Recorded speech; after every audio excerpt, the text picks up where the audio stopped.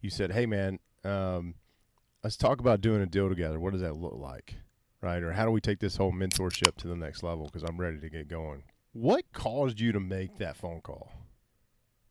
Because we had been talking and everything, and you were trying to do the wholesaling route and the flipping route, and then you called me up and you're like, "Hey, man, how do we do a multifamily deal together?"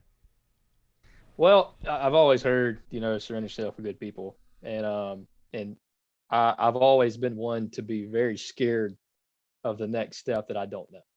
So I can travel a road as fast as I want to if I know which step to take and where to plant my feet to get there. I always knew I wanted to be in real estate investing full time. Wanted to do it since I was. I mean, I remember thinking 12 years old I wanted to do this. Wow. Um, but it's difficult and can be very costly if you don't know what you're doing. And man, being in the mastermind group, Jay's always been somebody that really makes stuff happen and is super intelligent with a lot of the underwriting and other stuff that I am terrible at. Um, so I'm definitely kind of a right wing guy, and I'm not. Underwriting has been something, and we've looked at many of deals, and underwriting and sit down and put pen to paper is something I'm just not good at. Hmm.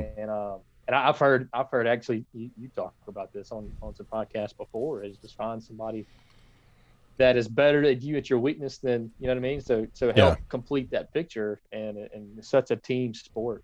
You have to have a group of people, which we thankfully do have now, um, to complete all the pieces of the puzzle. And I knew I was not that guy. Like I knew that Yeah. I could go out and probably try to find deals and network, and because that's my strong point. That's what Yeah. I'm good at. And And that's my weak point.